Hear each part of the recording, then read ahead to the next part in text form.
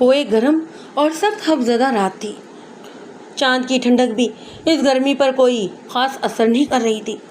پسینہ دھاروں کی صورت میں بہہ رہا تھا اور میں عام دیہاتی لباس یعنی دھوتی کرتے میں ملبوس تھا۔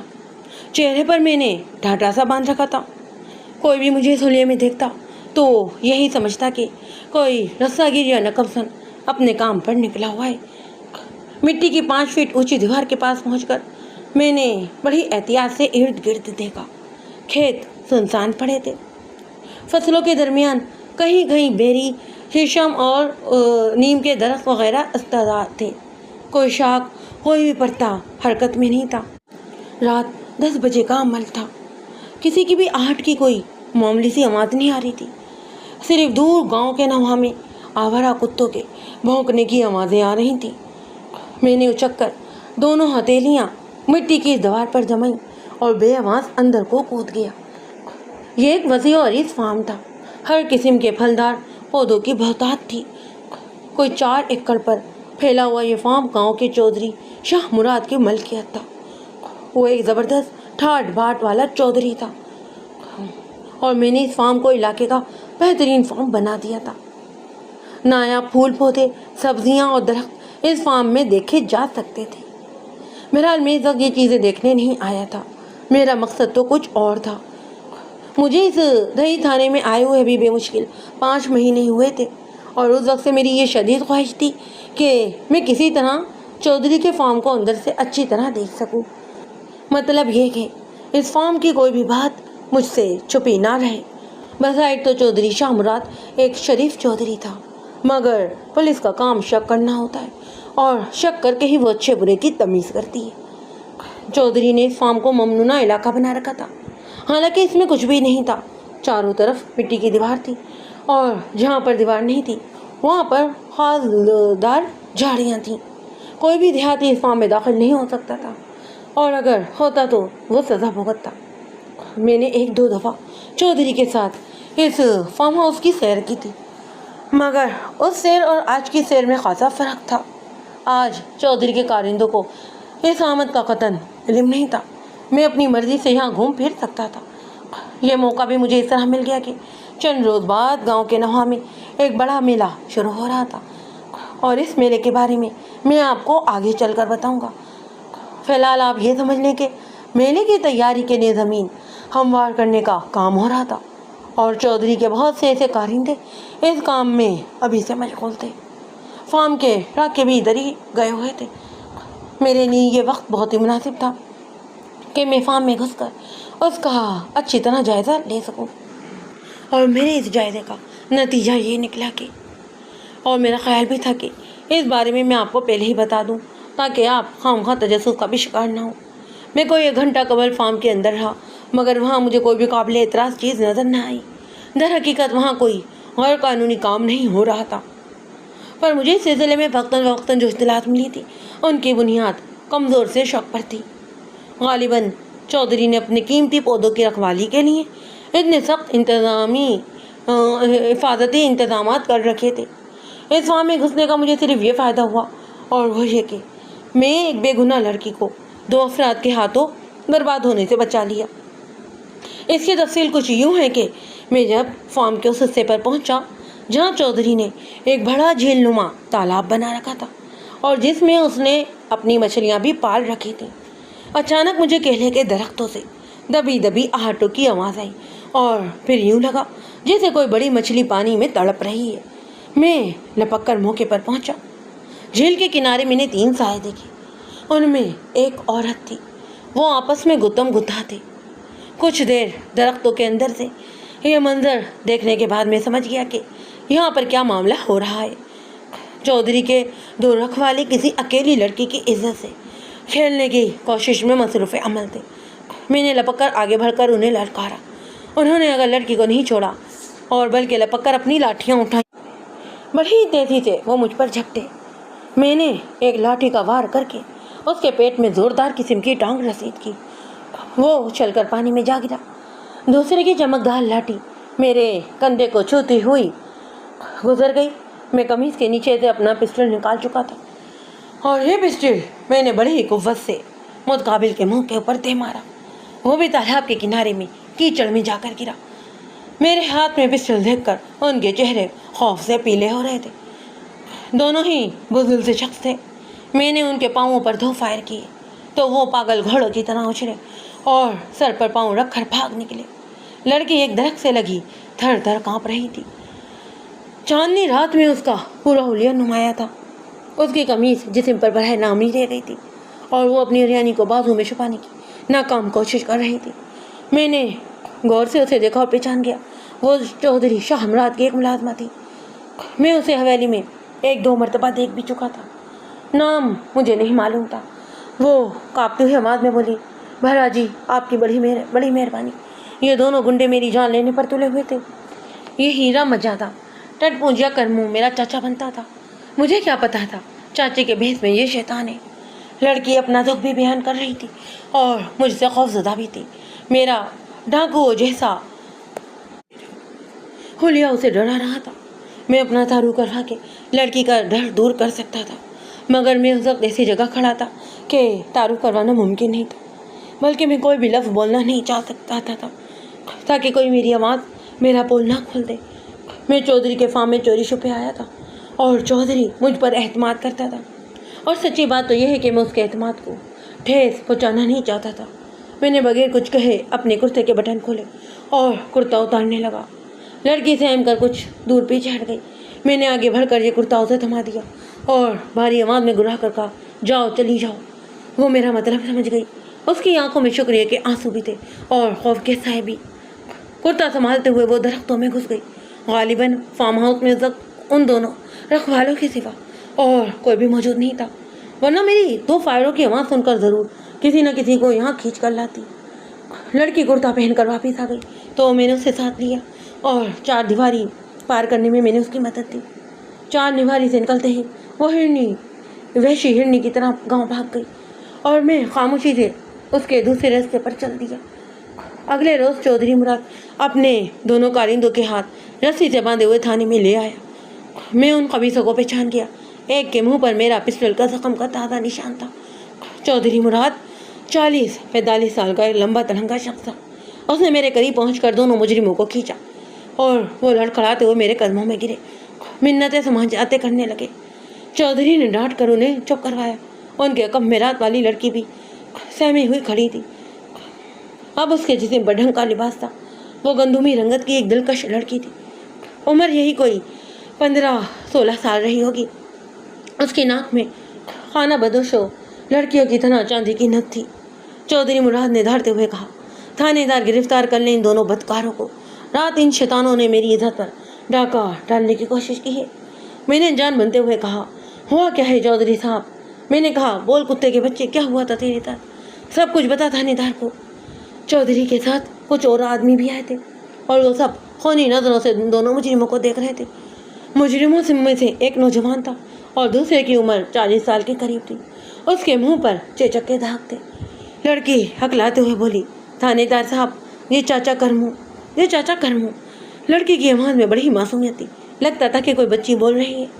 चौधरी ने उसे डांट कर कहा, तो तुला क्यों रही है? साफ साफ बता वो सब कुछ जो मुझे बताया था। लड़की ने लड़ने वाले अंदाज में हाथ नचाया और बोली, ये चाचा करमू की 76 मुझे चक्कर देकर वहाँ ले आया। कहता था कि चला मेरे साथ, आज डेरे पर कोई नहीं, तुझे आम खिलाऊंगा। मुझे क्या पता था कि इसके मन में क्या खोट है। मैं वहाँ चली गई। इसने पहले मुझे 2-3 आम खिलाए और फिर ज़बरदस्ती करने लगा। ये दूसरा भिंडी के मुँह वाला भी उसके साथ था। दोनों मेरे कपड़े खींच रहे थे। कहते थे। लड़की शर्मा कर चुप हो गई।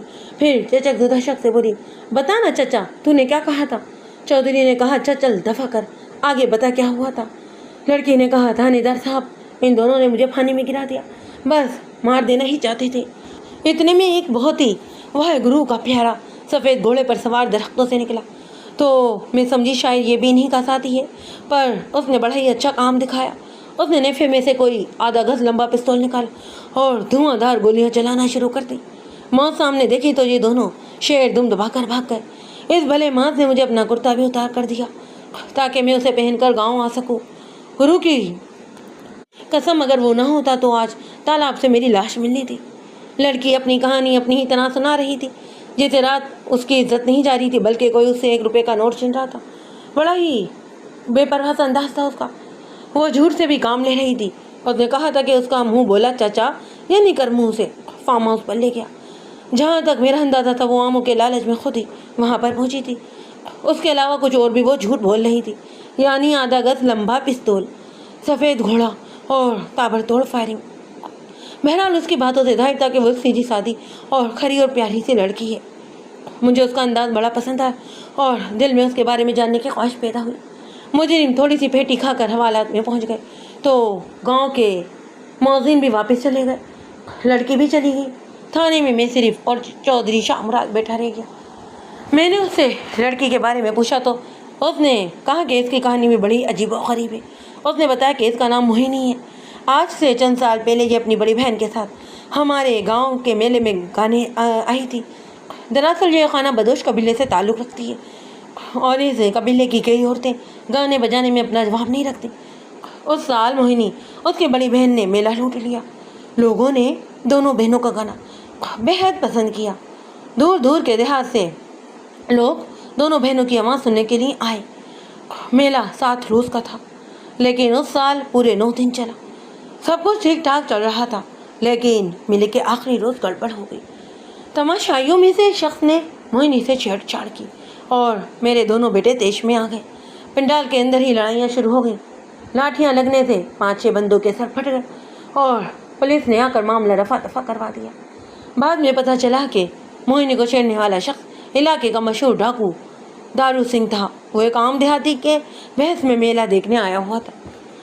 उसने एक बंदे के हाथ मुझे पैगाम भिजवाया कि दारू से टक्कर लेकर मेरे बेटों ने अपने रास्ते में कांटे बोए और बहुत जल्द मुझे इस चीज़ की सज़ा भी मिलेगी। दूसरी तरफ मोहिनी और इसकी बड़ी बहन सरिती को भी मालूम हो चुका था कि उनके खातिर लड़ने भिड़ने वाला मशहूर डाकू दारू सिंह था। वो सख्त तरीन खौफज़दा हुई और मेरे पास आकर मशवरा तलब किया। मैंने उन्हें तसल्ली दी, दिलासा दिया और कहा कि घबराने की कोई ज़रूरत नहीं। फिर मैंने पुलिस की मदद तलब की और बहुत जल्द दारू सिंह को जेल की सलाखों के पीछे नजर आएगा। उन्हें कहा कि वो इत्मीनान से वापस चली जाए, इन्हें कोई खतरा नहीं। कहने को तो मैं ये सब कह रहा था, लेकिन खौफ मेरे दिल में भी मौजूद था। मैं जानता था कि दारू सिंह को पकड़ना कुछ आसान काम नहीं। खैर 10-15 रोज़ खैरियत से गुजर गए। फिर एक दिन सहिती और मोहिनी रोती धोती हुई मेरे पास आ गई। सहिती ने कहा कि कल रात दारू सिंह के कुछ बंदे हमारे डेरे पर आए। उन्होंने हमारे सरदार को धमकियाँ दी और कहा कि मोहिनी नामी लड़के को हमारे हवाले ना किया तो बुरा ही नतीजा निकलेगा। उन्होंने हमारे सरदार को रुपए घेने का लालच भी दिया और कहा कि जैसे भी हो ये लड़की उनको मिलनी चाहिए। आज हमारे सरदार ने हमें खैमे में बुलाकर कहा कि तुम्हारी और वडेरे की बेहतरी थी में कि तुम दोनों ही यहाँ से चली जाओ। दारू सिंह जैसा बदनाम शख्स अब तुम्हारे पीछे पड़ गया है और इससे पूरी बस्ती को नुकसान पहुँच सकता है। हमें खुद भी यही बात समझ में आई कि हम डेरे से निकल ही जाएं। चौधरी मुराद ने हुक्का को उड़ाया और फिर मेरे इर्द गिर्द धुआं छोड़कर मादी में झांकता हुआ बोला। मुझे इन दोनों बहनों पर बड़ा ही तरस आया और मेरे दिल ने कहा कि मुझे इन दोनों औरतों को मुसीबत में तना नहीं छोड़ना चाहिए। मैंने इन्हें अपनी हवेली में पनाह दे दी और वो दोनों पूरी हिफाजत से वहाँ पर रहने लगी। दारू सिंह मेरी हवेली में दाखिल होने की ज़रूरत नहीं कर सकता, इसीलिए वो पीछो ताप खाकर रह गया। वक्त गुजरता गया। सहती अपनी छोटी बहन का बहुत ख्याल रखती थी, बिल्कुल माँ की तरह उसके लाड उठाती। इसी दौरान वो बीमार पड़ गई और कुछ अर्सा बिस्तर पर गुजारने के बाद वो मर गई। ये आज से कोई 1.5 साल पहले की बात है। मरने से पहले उसने मुझसे मिलने की ख्वाहिश जाहिर की। मैं उसके पास पहुंचा तो उसने शदीद बीमारी के बावजूद बिस्तर से उतरकर मेरे पाँव पकड़ लिए और मुझे दुआएं देने लगी कि मैंने मुश्किल वक्त में दोनों बहनों का साथ निभाकर बड़ी ही नेकी की है। फिर उसने मुझे घुट्टी दी जिसमें उसकी उम्र भर की कमाई थी और कहा कि मैं 1-2 साल में कोई अच्छा सा रिश्ता देखकर मोहिनी की शादी कर दूं। उसकी बड़ी बहन के मरने के बाद अब मोहिनी मेरी जिम्मेदारी है और मैं चाहता हूं कि दारू सिंह भी अब उसके पीछे है। इसलिए मैंने उसे फेरी से बाहर निकलने से मना किया और अगर वो कहीं जाती भी है तो एक मुसल्ला आदमी उसके साथ होता है। लेकिन रात न जाने वो किस तरह फार्म हाउस पहुँच गई। कम वक़्त के पाँव बिल्लियों से बंधे हैं। मैं इस कोशिश में हूँ कि इसकी बिरादरी की किसी लड़के से शादी करा के उसे किसी दूसरे इलाके में भिजवा दूँ ताकि उसकी बहन को दिया हुआ मेरा कौल पूरा हो। मैं जानता था कि चौधरी जो कुछ कह रहा है وہ ٹھیک کہہ رہا ہے، وہ ان لوگوں میں سے تھا جو کھول دیتے ہیں تو پھر جان کے بدلے اسے نبھاتے ہیں، اور ایک بار جس کا ہاتھ پکڑتے ہیں اسے منزل تک پہنچا کر ہی دم لیتے ہیں۔ اس طرح موہنی کو دارو سنگھ سے بچانے کا مسئلہ اس کی آن کا مسئلہ بن گیا، اور وہ اس معاملے میں پوری طرح سنجیدہ تھا۔ چودھری شاہ مراد اپنی کہانی ختم کر چکا۔ مجھے اس موقع پر اس کی اصل پسندگی کی تعریف کرنی چاہیے تھی، لیکن میرا ذہن کہیں اور ہی پہنچا ہوا تھا۔ کانوں میں دارو سنگھ کا نام ہی گونج رہا تھا اور دل و دماغ سے کوئی گٹر شٹر جاری تھی۔ میں دارو سنگھ کا نام سے واقف تھا، مجھے یہ بھی معلوم تھا کہ کئی ضلعوں کی پولیس اس کے پیچھے ہے۔ میرے علم کے مطابق تقریباً 2 انسپیکٹر اور 2 DSP اس کی گرفتاری میں ناکام رہنے کے بعد وقتاً فوقتاً لائن حاضر ہوئے اور ٹرانسفر ہو چکے تھے۔ اگر اس کی گرفتاری کا کارنامہ میرے ہاتھوں انجام پا جاتا تو اعلیٰ افسروں میں میری نیک نامی ہو سکتی تھی، اور اس وقت مجھے نیک نامی کی ضرورت بھی تھی۔ مجھے ترقی کی خواہش نہیں تھی اور نہ ہی میں ترقی چاہتا تھا۔ اس کی کیا وجوہات تھیں پھر کبھی میں آپ کو بتاؤں گا۔ ہاں، میں البتہ یہ آپ کو بتا دینا چاہتا ہوں کہ محکمے کے اعلیٰ افسر مجھ پر اعتماد کرنا سیکھ جائیں اور مجھ سے میری قابلیت کے مطابق کام لیں۔ میں نے وہیں بیٹھے بیٹھے چودھری مراد کے سامنے فیصلہ لیا کہ مجھے دارو سنگھ کو گرفتار کرنا ہے، اور قدرت مجھے ایک سنہری موقع فراہم کر رہی تھی اور مجھے ہر قیمت پر اس موقع سے فائدہ اٹھانا تھا۔ جس دن میری تبدیلی اس تھانے میں ہوئی میں خاصا ناخوش تھا، لیکن آج میں سوچ رہا تھا کہ اس تھانے میں آنا میرا نیک فعل ثابت ہوا تھا۔ کوئی 3 روز بعد میں چودھری مراد کی حویلی میں اس کے سامنے بیٹھا تھا۔ میں نے کہا، چودھری صاحب، آپ دارو سنگھ کو گرفتار کرنے کا عنوانے کا کیوں نہیں سوچتے؟ جو تلوار دیر سے آپ کے سر پر لٹک رہی ہے وہ ہٹا دیں۔ چودھری نے کہا کہ یہی سوال میں تم سے پوچھ سکتا ہوں، تمہارا تعلق بھی تو پولیس ہے، آخر تم لوگ اب تک اسے گرفتار کرنے میں کامیاب کیوں نہیں ہوئے؟ 2-3 ضلعوں کی پولیس اس کام میں لگی ہوئی ہے، کئی بے گناہوں کے لوگ کو کہ تم نے ہاتھ پاؤں توڑے ہیں اور جیلوں میں ڈالا ہے، وہ خبیث پھر بھی تمہارے ہاتھ نہیں آیا۔ میں نے کہا، چودھری صاحب، اس کی سب سے بڑی وجہ یہ ہے کہ وہ اپنا ٹھکانہ بڑا ہی خفیہ رکھتا ہے اور واردات کرنے سے پہلے ہی اڈا بھی بدل دیتا ہے۔ اس کے علاوہ پچھلے 2 سالوں میں اس نے 2-3 وارداتیں بھی چند ایک ہی کی ہیں، اور اب میری اطلاعات کے مطابق پچھلے چند ماہ سے اس نے کوئی واردات بھی نہیں کی، کہیں چھپ کر بیٹھا ہوا ہے اور جمع شدہ پیسے سے موج میلہ کرنے میں مصروف ہے۔ ایسے میں پولیس بھلا کیا کر سکتی ہے؟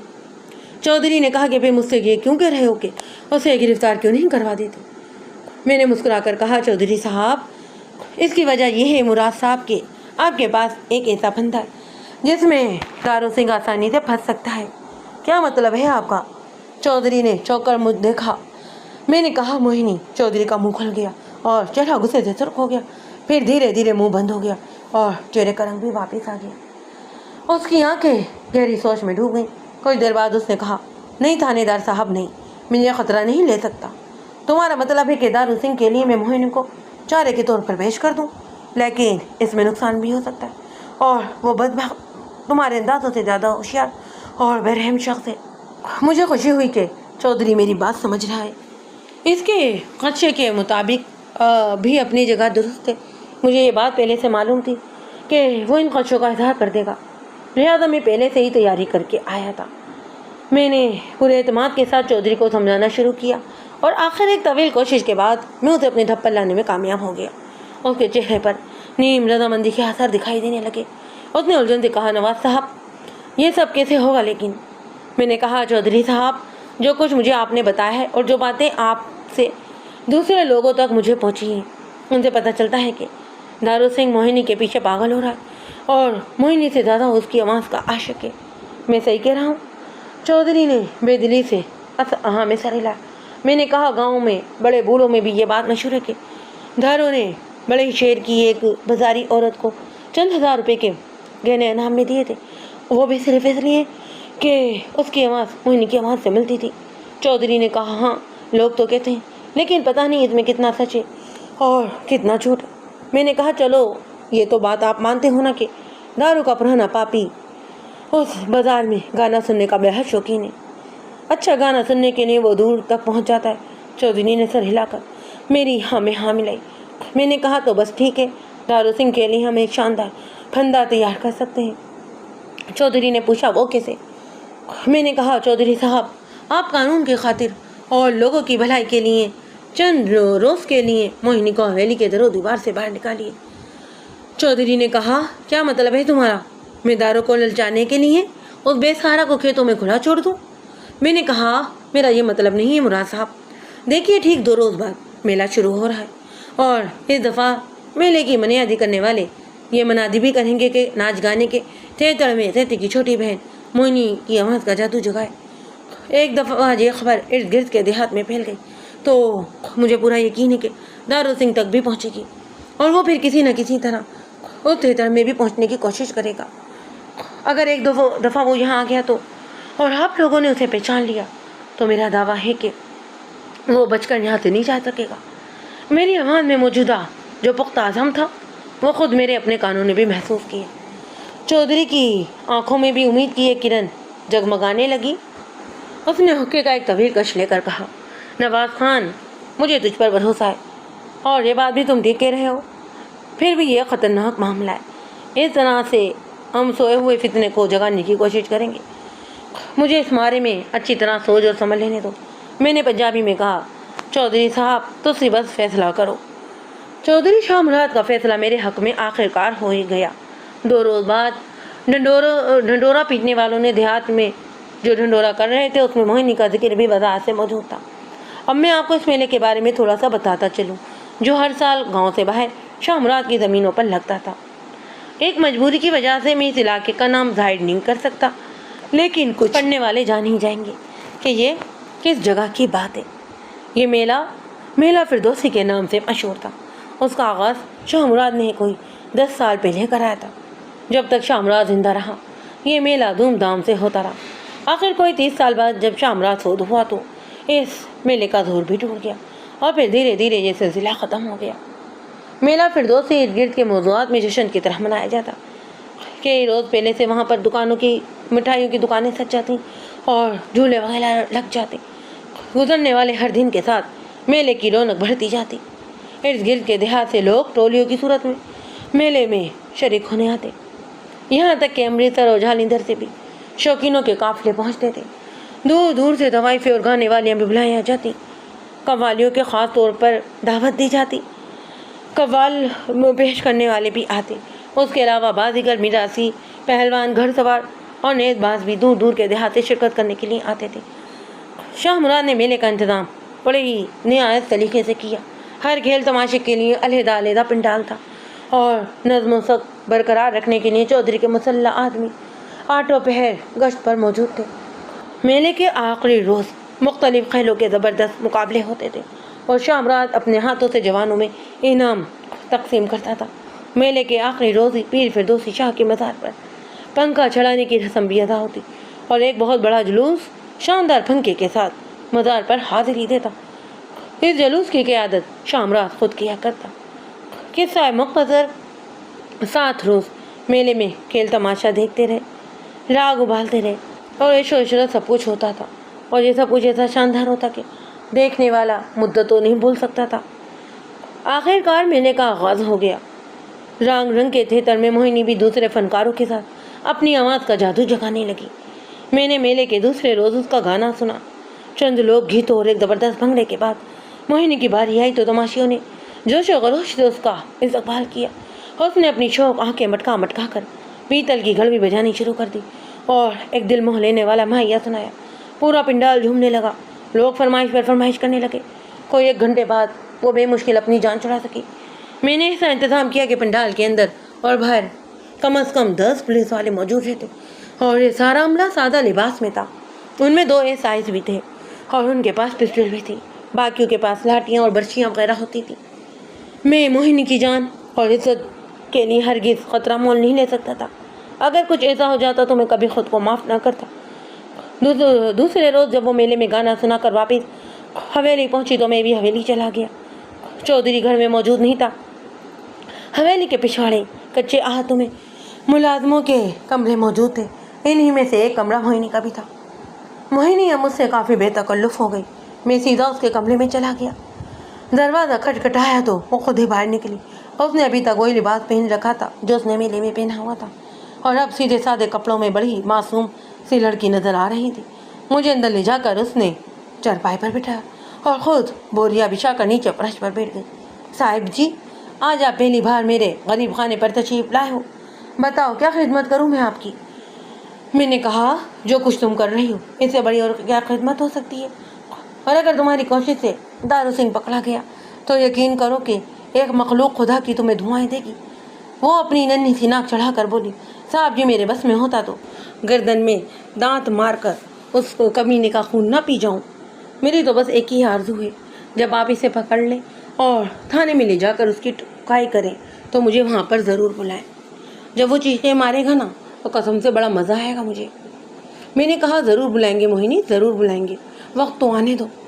اچانک ہی میری نگاہ کھوٹی پر لٹکتی ہوئی ایک قمیض پر پڑی۔ میں پہچان گیا، یہ وہی کرتا تھا جو چند روز پہلے میں نے موہنی کو فارم ہاؤس میں دیا تھا۔ موہنی نے اس کرتے کو دھو کر بڑی سلیقے سے کھونڈی پر لٹکا رکھا تھا۔ میں نے اسے یوں ہی پوچھ لیا، موہنی اس کمرے میں تیرے ساتھ کوئی مرد بھی رہتا ہے کیا؟ وہ جھنک کر بولی، نہیں تو میرے ساتھ کون رہے گا، بس ایک رام پیالی رہتی ہے، وہ حویلی میں کھانا وغیرہ پکاتی ہے۔ میں نے کہا تو پھر یہ کھونٹی پر کرتا کس کا ہے؟ اس نے چونک کر کھونٹی کی طرف دیکھا، پھر جیسے ساری بات اس کے سمجھ میں آ گئی، مسکرا کر بولی، صاحب جی یہ کرتا اسی کا ہے جس نے مجھے ڈیرے پر اس کمینوں سے بچایا تھا۔ میری قمیض پھٹ گئی تھی تو اس نے مجھے یہ کرتا دیا تھا۔ بڑا ہی بھلا مانس تھا اور دلیر بھی، وہ نہ ہوتا تو شاید آج میں بھی نہیں ہوتی۔ پتہ نہیں کون تھا، کہاں سے آیا تھا، میں تو ٹھیک طرح سے اس کا شکریہ بھی ادا نہ کر سکی۔ میں دیکھ رہا تھا کہ موہنی کی معصوم آنکھوں میں محبت کا رنگ ہے، لیکن یہ کوئی بازاری یا سستی قسم کی محبت نہیں تھی۔ یہ ایسی ہی محبت تھی جو اپنی کسی محسن کے لیے ہو سکتی ہے، یا پھر باپ یا پھر اپنے بڑے بھائی عزیز وغیرہ کے لیے ہو سکتی تھی۔ میں موہنی کی اس کیفیت سے لطف اندوز ہو رہا تھا۔ میں نے پوچھا، میرا خیال ہے تو پھر اس سے ملنا چاہتی ہے؟ وہ بڑی ہی بے باکی سے بولی، ملنا تو چاہتی ہوں، لیکن میں اس کی شکل کو بھی نہیں پہچانتی۔ اس نے چہرہ پگڑی سے چھپا رکھا تھا۔ میں نے آپ کو بتایا تو تھا تھانے میں۔ میں نے کہا ہاں مجھے یاد آ گیا، تم نے مجھے کیا بتایا تھا، لیکن بھائی اس کی چال ڈال، ڈیل ڈول، کوئی آواز وغیرہ، کوئی تو نشانی ہوگی۔ وہ ذرا پریشانی سے بولی، نشانی سے بھلا کیا فائدہ ہوگا؟ میں نے کہا فائدہ ہو سکتا ہے، کیا پتہ وہ اسی گاؤں کا رہنے والا ہو۔ وہ بولی بس ایک ہی نشانی یاد ہے مجھے، اس کے ہینے کے بالوں میں دائیں طرف ایک سفید بندیا سی چمک رہی تھی۔ جب اس نے کرتا مجھے دینے کے لیے اتارا تو میری نظر اس بندیا پر پڑی تھی۔ مجھے موہنی کی اس بات پر ہنسی آ گئی۔ میں سمجھ رہا تھا کہ وہ سفید بندیا کسے کہہ رہی تھی۔ میرے سینے پر بغل کے پاس گولی کا ایک پرانا نشان تھا۔ اس واقعے کے بارے میں آپ کو میں اپنی پرانی کہانیوں میں بتا چکا ہوں۔ اس گول نشان پر چونکہ بال نہیں تھے، اس لیے وہ فوراً موہنی کی نظر میں آ گیا۔ میں نے ہلکا سا کہکا لگاتے ہوئے کہا، بہت خوب، کیا نشانی بتائی ہے تم نے؟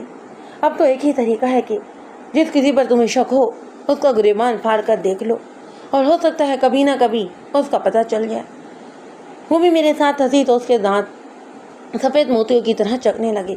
اسی وقت دروازے پر آہٹ ہوئی اور چودھری شاہ مراد کا ایک ملازم چودھری کا مخبر کام بھی کرتا تھا، وہ اجازت لے کر کمرے میں آ گیا۔ اس نے بتایا کہ کل رات گاؤں سے کوئی 3 کوس دور ایک کنویں پر کچھ کسانوں نے دارو سنگھ کو دیکھا تھا، اور اس کے کچھ ساتھی سانڈیوں وغیرہ پر پانی پینے کے لیے وہاں پر رکے تھے۔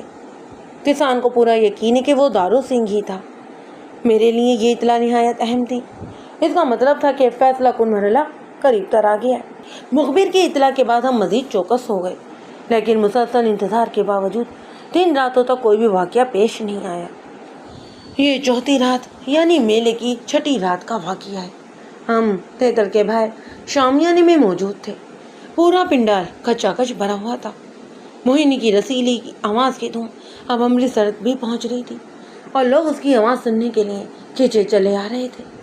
موہنی نے اب اپنا 3را یا پھر 4تھا گانا گا رہی تھی، اور جب ایک ٹپے پر تماشائیوں نے حلق پاڑ کر داد دی اور پھر کچھ نوجوان جوش میں بھنگڑا ڈالتے ہوئے لکڑی کے اسٹیج پر چڑھ کر آ گئے۔ میلے میں لوگ شراب دل کھول کر پیتے تھے اور نشے میں ایسی الٹی سیدھی حرکتیں کرتے رہتے تھے۔ میرا خیال تھا یہ بھی کوئی ایسے ہی بدمست نوجوان ہے اور تھوڑی ہی دیر اچھل کود کر کے نیچے اتر آئیں گے۔ دارو سنگھ کو بھی ہم ڈھونڈنے کی کوشش کر رہے تھے۔ اسی بھنگڑے کی ہاؤ کے درمیان موہنی کا گانا بھی جاری تھا۔ اچانک ہی پنڈال کے باہر سے چیخو پکار کی آوازیں آئیں۔ پھر کسی شخص نے چلا کر باہر سے کہا، موت کے کنویں میں آگ لگ گئی ہے، بھاگو بھاگو۔ ان چند الفاظ نے بم کے دھماکے کا کام کیا۔ موت کا کنواں تہ تڑ کے بالکل پاس ہی تھا۔ لوگ اندھا دھند باہر کی طرف بھاگے۔ اس وقت مجھے بھی ایک دروازے سے بھڑکتے ہوئے شعلے نظر آئے۔ موت کا کنواں جو سارے کا سارا لکڑی کا بنا ہوا تھا دھڑا دھڑ جل رہا تھا۔ میں بھی لوگوں کے ساتھ باہر کی طرف لپکا، لیکن اچانک ایک خیال بجلی کی طرح میرے ذہن میں گوندا۔ میں نے اپنے قدم وہیں پر روک لیے اور لوگوں میں راستہ بناتا ہوا واپس اسٹیج کی طرف بڑھا۔ اس وقت میری نگاہ اسٹیج پر تھی اور وہاں کا منظر دیکھ کر میرا جسم سنسنا اٹھا۔ زبردست چیخو پکار اور بھگ دھڑ کے درمیان وہاں ایک اور ڈرامہ کھیلا جا رہا تھا۔ 3 آدمی موہنی کو بازو سے کھینچتے ہوئے اسٹیج کے عقبی دروازے کی طرف لے کر جا رہے تھے۔ وہ چیخ رہی تھی لیکن اس کی آواز سننے کا ہوش کسی کو نہیں تھا۔ میرے دیکھتے ہی دیکھتے وہ لوگ عقبی دروازے میں گم ہو گئے۔ میں نے اپنا پسٹل نکالا اور لوگوں کو دھکیلتا ہوا کرسیاں پھلانگتا ہوا ایک بغلی دروازے کی طرف بھاگا۔ بغلی دروازے سے گھور کر جو ہی مجھے تہ کے کم میں پوچھا، مجھے موہنی کی صورت نظر آئی۔ وہ سیاہ چادر میں لپٹی ہوئی ایک شخص کے کندھے پر پڑی تھی۔ یہ لمبا تڑنگا شخص گہرے تاریخ میں دھوئیں راستہ بناتا ایک طرف بھاگا جا رہا تھا۔ اس کے عقب میں 2 رائفل دیہاتی بھی تھے۔ موہنی کے لٹکتے ہوئے بازو بتا رہے تھے کہ وہ بے ہوش ہو چکی ہے۔ پتہ نہیں وہ خوف کی وجہ سے بے ہوش ہوئی تھی یا پھر اسے بے ہوش کیا گیا تھا۔ یہ لمحے میرے لیے بے حد قیمتی تھے۔ میں نے چند قدم آگے جا کر گھٹنوں کے بل بیٹھ گیا۔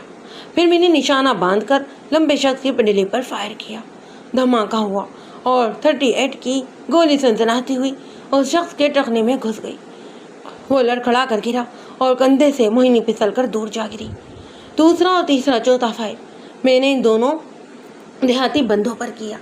ان میں سے ایک کی رائفل گر گئی اور دوسرا اپنا بازو پکڑ کر دھورا ہو گیا۔ فائرنگ کی آواز سن کر میرے سفید پوشوں کو بھی ہوش آیا اور وہ چاروں طرف سے لپکتے ہوئے موقع واردات پر پہنچ گئے۔ جیسا کہ بعد میں معلوم ہوا، سب کچھ ہماری توقع کے مطابق ہوا تھا۔ لمبا تڑنگا شخص دارو سنگھ اور اس کے ساتھ 5 آدمی تھے۔ انہوں نے یکایک خود کو سفید پوشوں کے گھیرے میں دیکھا تو مقابلے پر آ گئے، لیکن ان کی بدقسمتی یہ تھی کہ ان کا سردار زخمی ہو کر گر چکا تھا اور ان کی ایک رائفل بھی اندھیرے میں کہیں کھو گئی تھی۔ پھر بھی انہوں نے بڑی بے خوفیوں سے لاٹھیوں اور برچیوں سے سفید پوشوں پر حملہ کیا۔ اسی دوران چودھری کے کارندے بھی موقع پر پہنچ گئے۔ چند منٹ دونوں طرف سے خوب ہی لاٹھی چلی۔ پسٹل اور 3 ناٹ کے 10-12 فائر بھی ہوئے اور پھر دارو کے ساتھی گہرے دور طریقے سے فائدہ اٹھا کر باہر نکلے۔ دارو کا زخمی ہونے کی وجہ سے بھاگنے کی کوشش کر رہا تھا، لیکن عین اس وقت جب وہ گھوڑے پر سوار ہو چکا تھا، میں نے اسے پیچھے سے ہاتھ پہنچا۔ اس نے زوردار مار کر خود کو چھڑوانا چاہا، پر میں نے اسے پوری قوت کے ساتھ گھوڑے سے اٹھا کر زمین پر پٹک دیا۔ وہ لڑائی کرنے کے موڈ میں تھا، لیکن جب اسے میرے ہاتھوں میں پسٹل اور آنکھوں میں درندگی نظر آئی تو سمجھ گیا کہ اس کوشش میں اس کی جان بھی جا سکتی ہے۔ اس کی آنکھوں سے چنگاریاں سے پھوٹ رہی تھیں۔ نہایت نفرت کے ساتھ اس نے زمین پر تھوکا اور بے خوفی سے میری طرف دیکھنے لگا۔ اس کی حالت کسی ایسے درندے کی تھی جسے آنن فانن جال میں پکڑ لیا گیا ہو۔ موت کے کنویں سے اٹھنے والے شعلے اس کے بالوں پر دھیرے دھیرے منعکس ہو رہے تھے۔ دارو کی مشقیں کسنے کے بعد اسے اسی وقت تھانے پہنچا دیا گیا۔ اس کا ایک ساتھی موقع پر ہی ہلاک ہو گیا، جبکہ دوسرا ساتھی زخمی ہو کر گرفتار ہوا۔ دارو کی گرفتاری کی خبر آنن فانن ہی پورے علاقے میں پھیل گئی۔ میلے میں لگنے والی آگ بجھانے کے بعد پورا گاؤں تھانے کے سامنے جمع ہو گیا۔ یہ لوگ دارو اور اس کے مردہ ساتھی کی ایک جھلک دیکھنا چاہتے تھے۔ رات کے آخری پہر ہم نے بڑی مشکل سے اس مشتعل ہجوم کو منتشر کیا اور ایک ٹریکٹر ٹرالی کا انتظام کر کے دارو کا زخمی ساتھی کو اسپتال پہنچایا۔ موہنی اب ہوش میں آ چکی تھی اور اسے تھیٹر سے باہر دارو کے ایک ساتھی نے بندوق کا کنڈا سر پر مار کر بے ہوش کیا تھا۔ سر کے پچھلے حصے پر ضرب آئی تھی، تاہم چوٹ وغیرہ نہیں آئی تھی۔ چند ہی گھنٹوں میں دارو کی گرفتاری کی خبر شہر تک بھی پہنچ گئی اور صبح 9-10 بجے تک امرتسر سے DSP صاحب اور SSP صاحب ہمارے تھانے میں تشریف لے کر آ گئے۔ दारू की शनाख्त हो गई तो सभी के चेहरे खुशी से चमक उठे। एसपी अंग्रेज था, उसने तो मुझे दिल खोलकर शाबाश दी और मुबारकबाद दी। उसने साफ लफ्जों में कहा कि इस गिरफ्तारी का सारा क्रेडिट सिर्फ और सिर्फ मुझे ही जाता है। पुलिस लाइन में अक्सर लोग अपने मातेतों की गिरफ्तारी पर छापा मारने की कोशिश करते हैं कि मगर अंग्रेज इस मामले में भी असूल परस्ती का मुजाहरा किया करते थे। अंग्रेज एसपी ने मुझसे तफ्तीश और गिरफ्तारी का सारा अहवाल सुना और मेरी मंसूबा बंदी की तारीफ की। मैं चाहता था कि वो दारू को शहर लेकर पूछताछ की जाए, मगर एसपी साहब का ख्याल था कि उन्होंने मुझे कहा कि मुजरिम को मैं अपने पास ही रखूं और अगर मुझे कोई खदशा है तो वो मुजरिम की हिफाजत के लिए करीबी थाने से मज़ीद नफरी भी भिजवा देंगे। उनका ख्याल था कि मुजरिम का ताल्लुक चौके इस इलाके से है, इसलिए उसके खिलाफ गवाहियाँ और सबूत वगैरह ढूंढने में आसानी रहेगी। मैंने एसपी की हिदायत पर अमल किया। दारू से पूछताछ का आगाज़ कर दिया। दारू सिंह की उम्र कोई 28 साल थी। उम्र के मुकाबले में वो सेहतमंद और नौजवान नजर आता। चेहरे से सख्त गिरी नुमाया होती। उसकी दाढ़ी निहायत घनी थी और रुखसार भी बालों में छुपे हुए थे। मफरूर डाकुओं जैसी अकड़फू उसमें भी थी और ये अकड़फू मारपीट के बावजूद भी बरकरार रही। दारू सिंह का मंसूबा पूरी तरह खुल चुका था। वो मेले के 5वें रोज ही गांव में पहुंच गया। जाहिर है उसका इरादा मोहिनी को अगवा करने का था। उस अगवा का प्रोग्राम उसने बड़ी ही होशियारी से बनाया। उसे शक था कि मेले के अंदर चौधरी के आदमी मोहिनी की हिफाजत के लिए मौजूद होंगे और उनकी मौजूदगी में अगवा की ये कोशिश नाकाम हो सकती है। लिहाजा उनकी तवज्जो हटाने के लिए उसने ऐन मौके पर मौत के कुएं में आग लगवा दी और जब भगदड़ मची तो वो अपने बाकी साथियों के साथ मोहिनी को ले उड़ा। बाद के वाक़यात आप जानते ही हैं। मेरी पहली गोली दारू सिंह का टकना तोड़ती हुई बाहर निकल गई। जख्म घेरा था लेकिन तेजी से ठीक हो रहा था। गांव का डॉक्टर हवालात में ही आकर उसकी पट्टी कर जाता।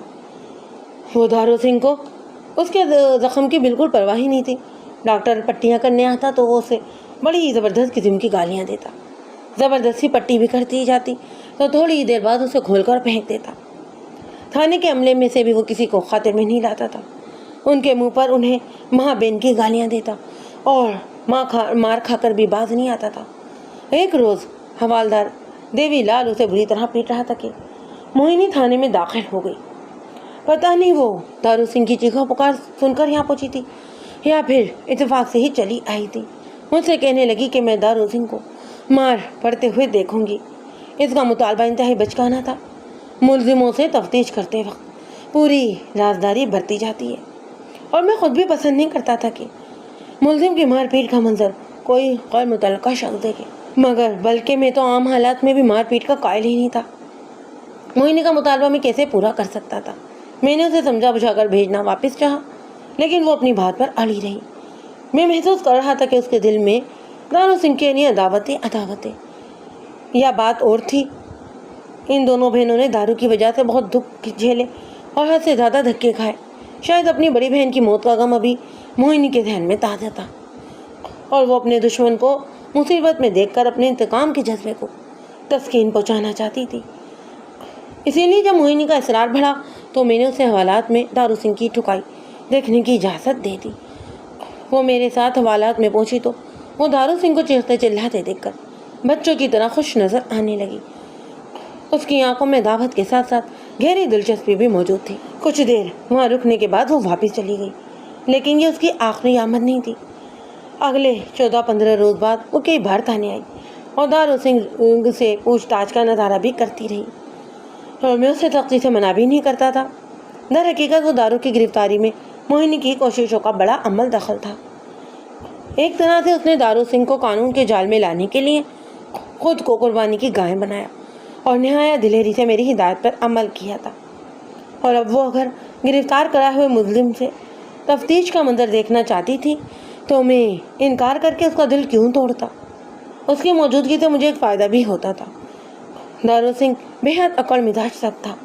तमाम औरत हाथ की मौजूदगी में उसे अपनी बेइज्जती करवाना पसंद नहीं थी और मोहिनी की मौजूदगी में वो कोशिश करता कि हवालदार देवीलाल के साथ ज़्यादा से ज़्यादा वो ताउन करे। एक दिन बड़ा ही दिलचस्प वाक़या हुआ। हवालदार देवीलाल के अलावा ایک مسلمان حوالدار مبارک علی بھی تھانے میں تھا۔ وہ دارو سنگھ کے پیدائشی ضلع کا رہنے والا تھا، اس لیے اسے کچھ دارو سنگھ سے ہمدردی بھی تھی۔ اسے حوالات میں 5 سگریٹ بھی وہی لا کر دیا کرتا تھا۔ ایک روز جب اسے دارو سنگھ کے ساتھی کی نشاندہی کروانے کے لیے حوالدار دیوی لال سے چھتر سے پیٹ رہا تھا تو مبارک علی اس سے جھگڑ پڑا۔ اس نے کہا کہ ملزم بے ہوش ہو گیا ہے، اس لیے اسے ٹارچر دینے کا کوئی فائدہ نہیں۔ دیوی لال نے کہا کہ بے ہوش نہیں ہوا، فریب کر رہا ہے، مقرر کیے پڑا ہے۔ اتفاقاً اس دن موہنی بھی آئی ہوئی تھی۔ اس نے دیوی لال کی حمایت کی تو مبارک لال اس پر الٹ پڑا، گرا کر بولا، تو یہاں کیا لینے آئی ہے؟ چل بھاگ یہاں سے، یہ مر گیا تو تیرا باپ پھرے گا اسے۔ موہنی بھی کم نہیں تھی، اس نے بھی ترکی بترکی جواب دیا۔ جھگڑے کی آواز سن کر میں بھی حوالدار پہنچا تو موہنی اور مبارک علی دونوں لال بھبوکے ہو رہے تھے۔ میں نے بے مشکل دونوں کو رام کیا اور مبارک علی کو ڈانٹ ڈپٹ کر باہر بھیج دیا۔ 8-10 روز مزید اسی طرح گزر گئے۔ مختلف کیسوں کے سلسلے میں دارو سنگھ سے پوچھ تچھ جاری تھی۔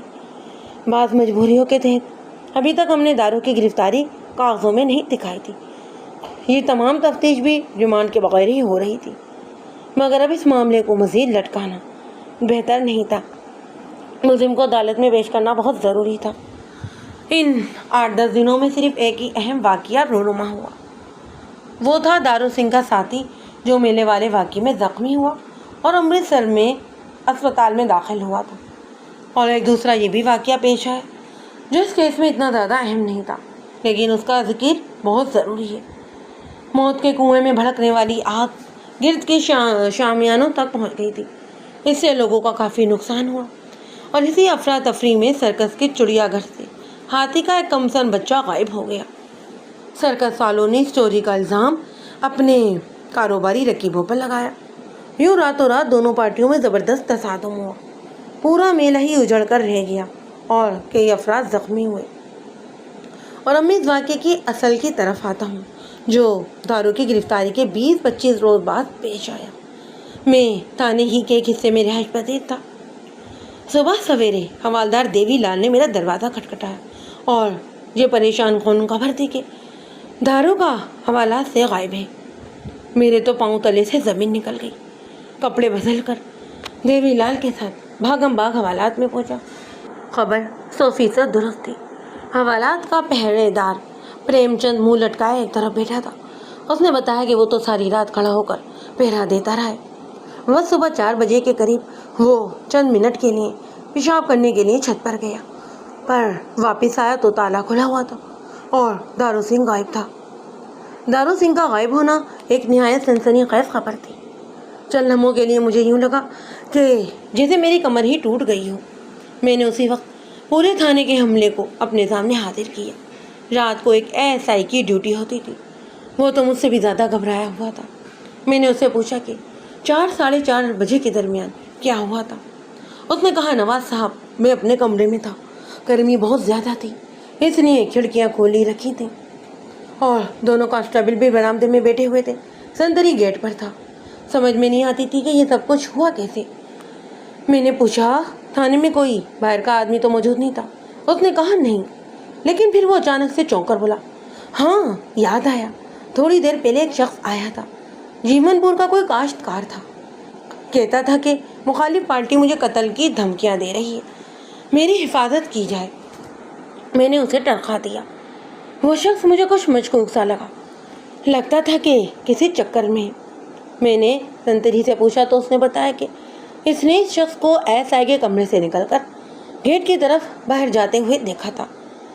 اس نے گرمی میں بھی چادر کی بغل مان رکھی تھی۔ SI کا کمرہ گیٹ سے نظر نہیں آتا تھا، اس لیے مجھے شک ہوا کہ سنتری اپنی غفلت پر پردہ ڈال رہا ہے۔ بہرحال ابھی یقین سے کچھ نہیں کہا جا سکتا تھا۔ عین ممکن تھا کہ یہ حوالات کے پہرے دار اور گیٹ کیپر کی کوئی ملی بھگت ہو۔ پیسہ تو بڑے بڑوں کا ایمان خراب کر دیتا ہے، اور یہ لوگ تو پھر بھی 150 کے ملازم تھے۔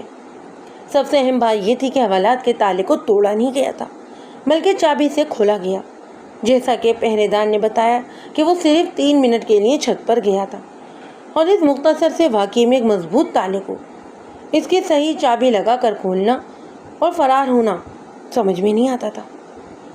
اچانک ہی میرا دھیان مبارک علی کی طرف چلا گیا۔ میں نے ایس آئی سے پوچھا، یہ مبارک علی کہاں پر ہے؟ وہ بولا، میں نے اسے گزشتہ رات پچھلے گشت پر بھیجا تھا، بس اب آنے ہی والا ہوگا۔ مجھے یاد آیا کہ مبارک علی کے دل میں ملزم کے لیے ایک نرم گوشہ موجود تھا۔ کہیں ایسا تو نہیں کہ یہ کام مبارک علی کا ہو یا اس کی ملی بھگت سے کیا گیا ہو۔ تھوڑی دیر میں مبارک علی اور کانسٹیبل گھوڑوں پر سوار پہنچ گئے۔ میں نے مبارک علی سے پوچھ تاچھ شروع کی تو وہ کچھ گھبرا گیا۔ اس کا صفائی پیش کرنے کا انداز ایسا تھا کہ مجھے شک ہونے لگا۔ میں نے سوچا کہ مجھے اپنی تمام تر توجہ مبارک علی پر ہی اب مرکوز کر دینی چاہیے۔ میں نے اسے علیحدہ کمرے میں بٹھا دیا۔ اگلے چند روز میرے لیے انتہائی پریشان کن اور اذیت ناک میں گزرے۔ میرے دونوں کندھوں پر جیسے کسی نے 2 پہاڑ رکھ دیے۔ میری حراست سے دارو سنگھ کا فرار ہونا کوئی معمولی واقعہ نہیں تھا۔ میری ساری عزت خاک میں مل رہی تھی۔ وہی ڈی ایس پی اور ایس پی صاحبان جو 2 ہفتے پہلے میری تعریفوں کے پل باندھ رہے تھے اور شاباش دیتے ہوئے نہیں تھکتے تھے، اب افسری کا ڈنڈا لے کر میرے پیچھے پڑے ہوئے تھے کہ کیسے فرار ہوا، کیوں فرار ہوا، کیسے پکڑا جائے گا اور کب پکڑا جائے گا۔ ہر گھڑی یہ سوال تیروں کی طرح میرا دل چھید کر رہے تھے، اور ایک لحاظ سے یہ افسروں کا رویہ ٹھیک بھی تھا۔ دارو سنگھ جیسے مجرم قسمت سے ہی ہاتھ آتے ہیں، اور ان کا ہاتھ میں نکل کر پھسل جانا انتہا سے زیادہ بدقسمتی ہوتا ہے، بلکہ بہت سی بدقسمتیوں کا آغاز بھی ہوتا ہے۔ جیسے چیتا شکاری کے وار سے جان باز ہو کر ایک خطرناک وار کر جاتا ہے، ایسے ہی ڈاکو حضرات جیل توڑ کر اور بھی نڈر ہو جاتے ہیں۔ ان دنوں مجھے اپنے کھانے پینے کا بھی کچھ ہوش نہیں تھا اور نہ ہی آرام کا۔ ارد گرد کے دیہات میں دن رات میں دارو سنگھ کو ڈھونڈ رہا تھا۔ جہاں کسی مخبر نے تھوڑا سا بھی سراغ دیا، گھوڑی پکڑی اور پہنچ گیا۔ اپنے تھانے میں سے میرا شک 2 افراد پر تھا، یعنی حوالدار کا پہرے دار اور مبارک علی۔ تیسرا شخص جیون پور گاؤں کا تھا، اور یہ وہی شخص تھا جو وقوع سے کچھ دیر پہلے سائل بن کر تھانے میں آیا تھا۔ ایک روز رات کو مجھے دیر تک نیند نہیں آئی۔ میں نہا دھو کر صبح سویرے تھانے پہنچا۔ ڈیوٹی تبدیل ہو چکی تھی، مگر صبح والا عملہ ابھی تک حاضر نہیں ہوا تھا۔ میں یوں ہی کمرے میں بیٹھ کر دارو سنگھ کے بارے میں اپنے سوچ کے گھوڑے دوڑانے لگا کہ اچانک ایک مخبر بھاگتا ہوا اندر داخل ہوا۔ اس نے مجھے بتایا کہ چودھری شاہ مراد کے کھیتوں میں ایک آدمی سویا پڑا ہے۔ حولیے سے شک ہوتا ہے کہ وہ دارو سنگھ کے ساتھیوں میں سے ہے۔ وہ دارو سنگھ کا ساتھی اور ہمارے گاؤں میں۔ میرا ذہن نہیں مان رہا تھا، مگر ملزم کی تلاش میں مارا پھرنے پر ایسا وقت بھی آتا ہے کہ جب معاملے سے معاملی شک پر کارروائی کرنے پر مجبور ہو جاتا ہے بندہ، اور میرا حال بھی کچھ ایسا ہی ہو رہا تھا اس وقت۔ میں نے اسی وقت اپنا پسٹل لیا اور مخبر کے ساتھ چل پڑا۔ گاؤں سے نکل کر ہم لوگ کھیتوں میں پہنچے۔ سورج ابھی طلوع نہیں ہوا تھا، ہلکے سے گہرے اور تاریخی نے کھیتوں کے رنگ مدھم کر رکھے تھے۔ ہم لوگ پگ ڈنڈیوں پر چلتے ہوئے اس جگہ پہنچ گئے جہاں چند ہفتے پہلے ایک شاندار میلہ شروع ہوا تھا، پر اب یہ جگہ ویران پڑی تھی۔ کہیں کہیں ہنڈیوں کی کچی اینٹیں نظر آ رہی تھیں اور مٹی کے ٹوٹے پھوٹے چبوترے بھی نظر آ رہے تھے۔ زمین سے ان کی اونچائی تقریباً 15 فٹ اوپر تھی۔ یہی وہ موت کا کنواں تھا جس میں چند ہفتے پہلے موٹر سائیکلیں بھی چلی تھیں اور لوگ جس کے چبوترے پر کھڑے ہو کر تالیاں بجاتے تھے، پر اب وہاں کچھ نہیں تھا، صرف ایک شخص کے پاؤں نظر آ رہے تھے۔ یہ شخص 2 چھیتروں پر بن جانے والے قدرتی سائبان کے نیچے سویا پڑا تھا۔ غالباً وہ کہیں سے بہت تھکا ہوا آیا تھا اور اس جگہ کو محفوظ جان کر لیٹ گیا۔ اجالا ہونے کے باوجود ابھی یہ نیند نہیں ٹوٹی تھی۔ میں ملبے کے اندر احتیاط سے قدم رکھتا ہوا چند گز آگے گیا اور اس شخص کے سرہانے کھڑے ہو کر غور سے اسے دیکھنے لگا۔ شکل سے تو وہ کوئی معمولی سا چور چکا لگتا۔ اچانک ہی مجھے گھبراہٹ سی سنائی دی۔ یوں لگا جیسے سوئے ہوئے شخص کے حلق سے یہ نہیں نکلی، لیکن نہیں، یہ کچھ اندر سے آ رہی تھی۔ ملبے کی گہری تاریخی میں ضرور کچھ تھا۔ میرا ہاتھ خود بخود اپنے پسٹل تک پہنچا، لیکن اس سے پہلے کہ میں اسے نکال پاتا ایک تیز آہٹ سنائی دی، اور پھر یکایک 2 خونخوار شکلوں والے گداور کتے مجھ پر چھپٹے۔ یہ حملہ اتنا اچانک تھا کہ میں پشت کے بل ادھ جلی لکڑیوں پر گر پڑا۔ کتوں نے چند لمحوں میں ہی مجھے بھموڑ کر رکھ دیا۔ میں نے کتے کے سر کا نشانہ لیا اور بے در ایک گولی چلا دی۔ اس کے منہ سے ایک ناقابل فہم آواز نکلی اور وہ بل کھا کر ایک طرف لڑک گیا۔ لکڑی کی زب کھانے والا کتا سنبھل کر تیار ہو رہا تھا۔ میں نے ایک کے بعد 3 گولیاں اس کے جسم میں بھی اتار دیں اور نیم جان ہو کر زر کے بل لیٹ گیا۔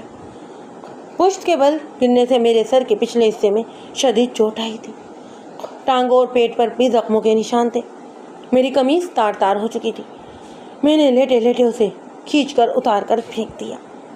دور کھیتوں کی طرف سے لاٹھی برادر دیہاتی بھاگے چلے آ رہے تھے۔ غالباً انہوں نے فائرنگ کی آواز سن لی تھی۔ بعد میں پتہ چلا کہ یہ میرا بھگوڑا مقبل لے کر آیا تھا۔ یہ سب لوگ میرے ارد گرد کھڑے ہو گئے۔ اب میں اٹھ کر لکڑیوں کے سہارے بیٹھ چکا تھا۔ لوگ میری طرف اور کبھی مردہ کتوں کی طرف دیکھ رہے تھے۔ یکایک مجمع میں میری نگاہ موہنی پر پڑی۔ وہ بڑی ہی عجیب نظروں سے میری طرف دیکھ رہی تھی۔ اس کی آنکھوں میں حیرت اور بے یقینی یکجا ہو گئی۔ اس کی نگاہ میرے سینے پر پڑی تھی۔ دفتن ساری بات میری سمجھ میں آ گئی اور اس کے ساتھ ہی میرے جسم میں سنسنی کی لہر دوڑ گئی۔ میرے جسم پر قمیض نہیں تھی اور گولی کا پرانا نشان نمایاں تھا، وہی نشان جو موہنی اس سے پہلے بھی ایک بار دیکھ چکی تھی۔ چودھری شاہ مراد کے فارم ہاؤس میں پیش آنے والا واقعہ موہنی کے لیے کوئی راز نہیں رہا تھا۔ کچھ ہی دیر بعد موہنی کا چہرہ میری نظروں سے اوجھل ہو گیا اور دوسرے لوگ میرے ارد گرد جمع ہو گئے۔ ان کی مزاج پرسی میری تکلیف کو کم نہیں کر رہی تھی، لیکن اس سے ایک طرح کا اطمینان ضرور محسوس ہو رہا تھا، وہ اطمینان جو محبت کرنے والے لوگوں کی موجودگی سے محسوس ہوتا ہے۔ جیسا کہ بعد میں معلوم ہوا کہ کتوں والا نامعلوم شخص ایک قریبی گاؤں سکیا کا سائنسی تھا۔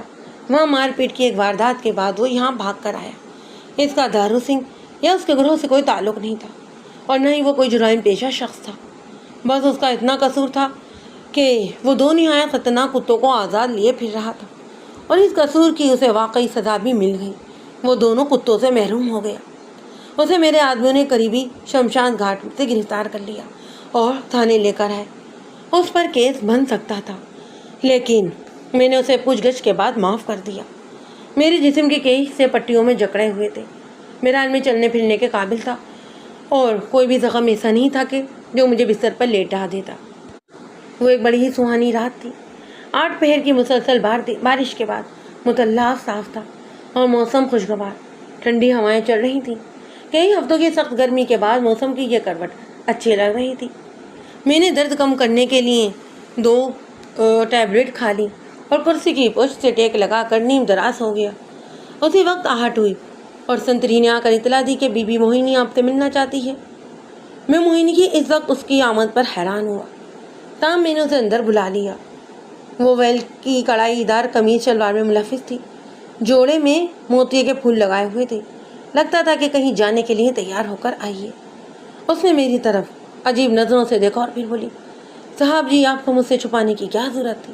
آپ نے تو نیکی کا کام کیا تھا، کوئی برائی نہیں کی تھی۔ میں نے سوالیہ نظر سے اس کی طرف دیکھا۔ اس نے میرا دیا ہوا کرتا چادر کی اور سے نکالا اور میری میز پر رکھ دیا۔ بہت بہت شکریہ جی، اس نے عجیب معصومیت سے کہا۔ اس فقرے میں وہ سارے ہی جذبے موجود تھے جو اپنی عزت بچانے کے لیے ایک لڑکی کے دل میں ہو سکتے ہیں۔ احسان مندی اور شکریہ کے الفاظ کے لیے وہ گھنٹوں بھی بولتی رہتی تو مجھے ایک فقرے سے زیادہ متاثر نہیں کر سکتی تھی۔ میں نے اخلاقاً کہا، موہنی اس میں شکریہ کی کوئی بات نہیں، میں سرکار کی طرف سے محافظ بنایا گیا ہوں تم لوگوں کا۔ اس نے تو جیسے میری بات سنی ہی نہیں، کھوئے ہوئے سے لہجے میں بولی، تھانے دار صاحب دارو سنگھ کو اب کب پکڑو گے؟ موہنی کے ڈرامی لہجے نے مجھے چونکا دیا۔ میں نے بے پناہ حیرت سے اسے دیکھا۔ کیا کہہ رہی ہو موہنی؟ دارو سنگھ کے بارے میں تجھے کیا پتا؟ وہ بولی، صاحب جی میں سب کچھ بتا دوں گی، اس وقت جلدی کرو، اگر اسے پکڑنا ہے تو میرے ساتھ آؤ۔ مجھے کچھ سمجھ ہی نہیں آ رہی تھی اور نہ ہی موہنی کچھ بتانا چاہتی تھی۔ مجھے اس کی ذہنی حالت پر بھی شک ہو رہا تھا، مگر اس کے ساتھ جانے کے سوا چارہ بھی نہیں تھا۔ میں نے 2 ہیڈ کانسٹیبل ساتھ لیے اور موہنی کے ساتھ روانہ ہو گیا۔ میں نے پوچھا، جانا کہاں ہے؟ وہ بولی، نزدیک ہی۔ وہ ہمیں گاؤں سے باہر لے گئی اور پگ ڈنڈیوں پر چلتے ہوئے کوئی 4-5 فلانگ کے آگے آ گئی۔ میرے بار بار پوچھنے پر اس نے بتایا کہ دارو سنگھ آج کے فردوسی کے مزار کے پچھواڑے بیرے میں کسی سے ملنے آئے گا۔ اس کی یہ بات مجھے بری طرح چونکا گئی۔ کہیں ایسا تو نہیں تھا کہ دارو سنگھ موہنی سے ملنے آ رہا ہو؟ اس سے پہلے کہ میں کسی نتیجے پر پہنچتا ہم فردوسی کے مزار پر پہنچ گئے۔ مزار کے پیچھے درختوں کے گھنے جھنڈ تھے۔ موہنی نے مجھے کہا کہ میں اپنے آدمیوں کو مزار کے پاس ہی چھپا دوں۔ میں نے اس کی ہدایت پر عمل کیا۔ وہ مجھے ساتھ لے کر گھنے درختوں میں گھس گئی۔ چاروں طرف بو کا عالم طاری تھا، بس کبھی کبھار ہوا شاخوں سے اٹکیاں کر جاتی۔ موہنی اب بڑی ہی احتیاط سے دبے پاؤں آگے بڑھ رہی تھی۔ اس نے شلوار دونوں طرف سے چٹکیوں میں پکڑ کر اوپر اٹھا لی۔ اس کی سفید ننگی پنڈلیاں مدھم چاندنی میں چمک رہی تھیں۔ موہنی کا محتاط انداز دیکھتے ہوئے میرا دل بھی پسٹل نکالنے کو چاہ رہا تھا۔ یکا یک موہنی ٹھٹک گئی۔ میں نے اس کے عقب سے اس کی نظروں کا تعاقب کیا اور دل اچھل کر بے قابو ہو گیا۔ چند گز آگے کیکر کے درختوں تلے ایک سانڈنی کھڑی تھی۔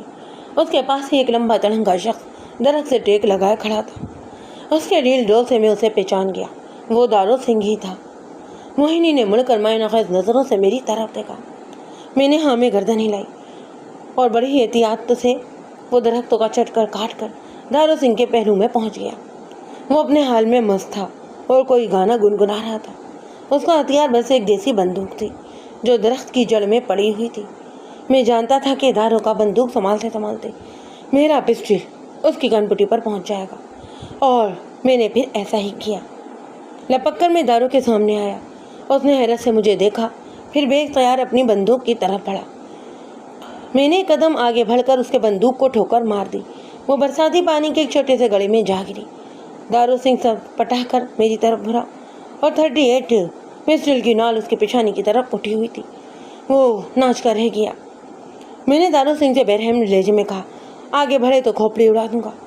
وہ میرے بازو پہلے بھی آزما چکا تھا جب میں نے میلے میں اسے گھوڑے سے اٹھا کر زمین پر پٹک دیا تھا۔ میری پسٹل کی گولی بھی اس نے کھائی ہوئی تھی، لہذا وہ اپنی جگہ پر بت بن کر رہ گیا۔ پھر اس کی نگاہ درختوں کی طرف اٹھی اور جیسے جم کر رہ گئی۔ اس نے سر گھمائے بغیر نظر پھیری۔ دارو کی نظروں کا مرکز موہنی تھی۔ وہ بھی یکاٹک دارو کو ہی دیکھ رہی تھی۔ اس کی آنکھوں میں مدھم آنسو چاندنی میں چمکتے موتیوں کی طرح چمک رہے تھے۔ میں اب اتنا بھی انجام نہیں تھا ان آنسوؤں کا مطلب سمجھ رہا تھا، بلکہ پوری صورتحال میری سمجھ میں آ چکی تھی۔ میں سوچ رہا تھا کہ یہ عورت بھی کیا چیز ہے۔ اس کے دل کی گہرائی کوئی نہیں جان سکتا، اور شاید کبھی جان ہی نہ سکے۔ وہ کیا سوچتی ہے اور کس طرح سوچتی ہے، یہ صرف اسی کو معلوم ہوتا ہے۔ ضروری نہیں کہ وہ جس سے نفرت کرتی ہو، جس کے خون کی پیاسی ہو، اس کے لیے دل میں ایسے بھی جذبات رکھتی ہو، یا جس کے ساتھ ہنسی بولتی ہو، جس سے محبت جتاتی ہو، اور جسے زندگی کا ساتھی بنانے پر آمادہ ہو جائے، اس سے واقعی محبت کرتی ہو۔ ہم سب کا خیال یہ تھا کہ اور اس کا تماشا دیکھنے کے لیے وہ تھانے میں آتی ہے، اور شاید وہ اسی لیے آتی تھی۔ لیکن کب اور کس گھڑی اس کے دل کا موسم بدل گیا، یہ ہمیں ہرگز معلوم نہیں ہوا تھا۔ وہ اپنے عاشق سے محبت کرنے لگی، خود بھی اس کے رنگ میں رنگنے لگی۔ نفرت کے بیچ سے محبت کا پودا پھوٹ نکلا۔ اب یہ بات بھی یقینی تھی کہ وہ دارو سنگھ کو حوالات سے بھگانے والی موہنی تھی۔ جیسا کہ بعد کی تفتیش سے پتہ چلا، اگلی روز صبح موہنی کھیتوں میں جانے کے لیے نکلی۔ تھانے کے قریب سے گزرتے ہوئے اس نے کھڑکی سے اندر جھانک کر دیکھا۔ حوالات کا پہرے دار ستون سے ٹیک لگائے کھراٹے لے رہا تھا۔ وہ کئی دنوں سے ایسے ہی موقع کی تلاش میں تھی۔ وہ چکر کاٹ کر تھانے کی اگبی چار دیواری سے اندر داخل ہو گئی اور ایس آئی کی نگاہ بجاتی ہوئی حوالات کی طرف چلی گئی۔ پہرے دار سے اس کی تھوڑی سی بے تکلفی بھی تھی۔ اسی بے تکلفی کا فائدہ اٹھاتے ہوئے اس نے اس کی جیب میں ہاتھ ڈال دیا۔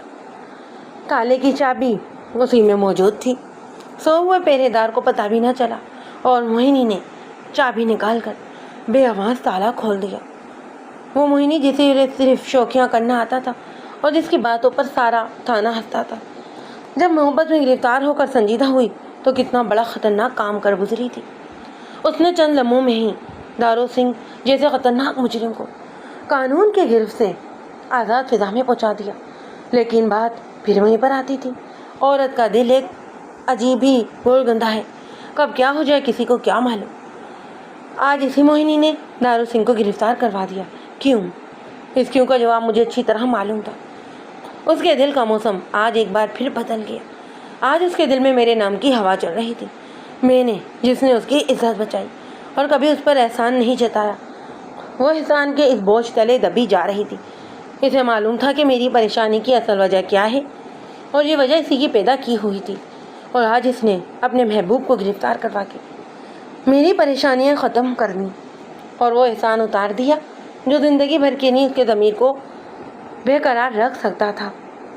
میں کافی دیر تک موہنی اور دارو سنگھ کو دیکھتا رہا۔ موہنی آنسو بہا رہی تھی اور دارو سنگھ ہارے ہوئے جوہری کی طرح خاموش کھڑا تھا۔ شاید دل ہی دل میں وہ موہنی سے شکوے کر رہا تھا۔ ان دونوں کے درمیان اب جدائی کی ابدی دیوار حائل ہونے والی تھی۔ اب ان کے بچھڑے ہوئے ہاتھوں کو کبھی نہیں ملنا تھا۔ اب ان کے ترسے ہوئے جسموں کو ہمیشہ سے ایک دوسرے سے دور ہی رہنا تھا۔ محبت کا تیز رفتار سفر گرفتاری کے اس موڑ پر اچانک ختم ہو گیا۔ موہنی کی اشکا لیتی ہوئی فضا میں ابھری، صاحب جی اپنے مجرم کو گرفتار کر لو، پر صاحب جی میری خاطر اسے زیادہ نہ مارنا، یہ خود نہیں بھاگا تھا، اسے میں نے بھگایا تھا، اس کے بھاگنے کی سزا مجھے ملنی چاہیے۔ میں ان دونوں کو دیکھ رہا تھا اور ذہن بڑی ہی تیزی سے کسی فیصلے پر پہنچنے کی کوشش کر رہا تھا۔ اس گھڑی سب کچھ میرے بس میں تھا۔ میں چاہتا تو دارو سنگھ کو گرفتار بھی کر سکتا تھا اور اسے چھوڑ بھی سکتا تھا اور اس جگہ گولی بھی مار سکتا تھا۔ نہ جانے کیوں میرا ذہن کہہ رہا تھا کہ وہ دارو سنگھ اب بدل چکا ہے اور اگر اسے موہنی مل جائے تو اس کی زندگی کا رخ بھی تبدیل کر سکتی ہے۔ اور اس کا ثبوت یہ بھی تھا کہ پچھلے 6 مہینوں سے اس نے کوئی واردات بھی نہیں کی تھی۔ پچھلے 2 سالوں سے اس کا نام بہت کم سنا گیا تھا، لیکن میں اگر اسے چھوڑ دیتا تو یہ قانون اور انصاف سے بہت زیادتی ہوتی۔ دوسری طرف موہنی کی ہچکیاں بھی میرا دل دہلا رہی تھی۔ ایک لمحے کے لیے میں نے سوچا کاش میں قانون کا محافظ نہ ہوتا، ایک عام سا شخص ہوتا اور دارو سنگھ سے نیک چلنے کا وعدہ لے کر اسے آزاد کر دیتا۔ اس سے کہتا اپنی موہنی کو لے جاؤ اور اپنی سانڈنی پر بیٹھ کر جرم اور سزا کی دنیا سے دور نکل جاؤ، مگر یہ سب کچھ کرنا میرے بس میں نہیں تھا۔ میں نے 2 ہوائی فائر کیے۔ چند ہی لمحوں میں رائفل برادر کانسٹیبل بھاگتے ہوئے موقع پر پہنچ گیا۔ انہوں نے دارو سنگھ کو ہتھکڑیاں لگا دیں۔ موہنی نے الوداعی نظر سے اس کی طرف دیکھا اور ہچکیاں لیتی ہوئی گاؤں کی طرف بھاگ گئی۔ کوئی 1 مہینہ کی بات ہے، دارو سنگھ جیل میں پہنچ چکا تھا۔ اس کا چالان بھی مکمل ہو کر سیشن کورٹ میں چلا گیا اور کیس کی سماعت شروع ہونے والی تھی۔ ایک روز میں شام کے وقت کھیتوں سے گزر رہا تھا تو فردوسی کے مزار کے قریب مڑ گیا۔ مزار کے پچھواڑے گھنے درختوں میں مجھے اچانک ایک زرد لباس کی جھلک نظر آئی۔ میں نے آگے جا کر دیکھا وہ موہنی تھی، ایک کیکر سے ٹیک لگائے خاموش کھڑی تھی۔ اس کی نظریں چیتر کی طرف تھی، شاید وہ کسی اور کا راستہ دیکھ رہی تھی۔ میں تو اسے دیکھ کر حیران ہی رہ گیا۔ وہ بہت کمزور نظر آ رہی تھی، چہرہ لباسی کی طرح زرد تھا اور شوق آنکھوں میں ویرانیوں نے ڈھیرے ڈال رہے تھے۔ مجھے دیکھ کر چونکی، پھر رخ موڑ کر تیز قدموں سے گاؤں کی طرف بھاگ گئی۔ موہنی، میں نے تہکمانہ لہجے میں آواز دے کر اسے روکا۔ وہ ذرا سہم کر رک گئی۔ میں اس کے سامنے پہنچا تو وہ الٹے ہاتھوں سے اپنے آنسو پوچھ رہی تھی۔ میں نے کہا موہنی مجھے معلوم ہے تجھے دارو سنگھ کی گرفتاری کا دکھ ہے اور شاید تو مجھ سے ناراض بھی ہے، لیکن میں تیرے لیے اتنا برا ثابت نہیں ہوا جتنا تو سمجھتی ہے۔ دارو ایک ڈکیت تھا، پھر بھی میں نے اس کے لیے وہ سب کچھ کیا ہے جو کر سکتا تھا۔ موہنی نے پلکیں اٹھا کر میری طرف دیکھا۔ میں نے کہا ہاں موہنی، میں نے اپنی طرف سے پوری کوشش کی ہے۔ مجھے امید ہے کہ دارو سنگھ کو پھانسی نہیں ہوگی اور اگر اسے اچھے وکیل مل گئے تو ہو سکتا ہے قید بھی زیادہ نہ ہو۔ تو 8-10 کا تو انتظار کر سکتی ہے نا، بول کر لے گی۔ موہنی نے پلکیں جھپکا لی۔ 2 آنسو اس کے نوخیز رخساروں پر پھسلے اور پنجاب کے شرماؤں والی وفا مٹی میں جذب ہو گئے۔ موہنی کے تاثرات نے خاموشی کی زبان میں پکار کر کہا، صاحب جی میں نے اسے پیار کیا ہے، میں زندگی بھر اس کا انتظار کر سکتی ہوں۔ میں نے پھر پوچھا موہنی انتظار کر سکتی ہے؟ وہ بڑی معصومیت سے بولی، لیکن صاحب جی، چودھری صاحب تو کہتے ہیں کہ وہ میری برادری کا کوئی اچھا سا لڑکا دیکھ کر اسی سال میرا بیاہ کر دیں گے۔ میں نے دیکھا اس کی ناک کی خوبصورت نت جیسے زنجان خوف سے لرز رہی تھی، یہی لرزش اس کی رس بھری آواز میں بھی تھی۔ میٹھے گیت سنانے والی آواز آج روتی ہوئی محسوس ہوتی تھی۔ میں نے پورے یقین اور اعتماد کے ساتھ کہا موہنی یہ معاملہ اب تو مجھ پر چھوڑ دے، میں خود چودھری مراد سے بات کروں گا، وہ اب کبھی تجھے شادی پر مجبور نہیں کرے گا اور جب تک تو اپنی مرضی سے بیاہ نہیں کر لیتی تجھے حویلی سے بھی نہیں نکالے گا۔ موہنی نے نظر بھر کر میری طرف دیکھا، اس کے آنسوؤں میں احسان مندی کی جھلک تھی۔ شاید وہ کچھ اور بھی کہنا چاہتی تھی لیکن اسے الفاظ نہیں سوچ رہے تھے۔ پھر اس نے اچانک رخ پھیرا اور کمسن بچی کی طرح بھاگتی ہوئی درختوں میں گم ہو گئی۔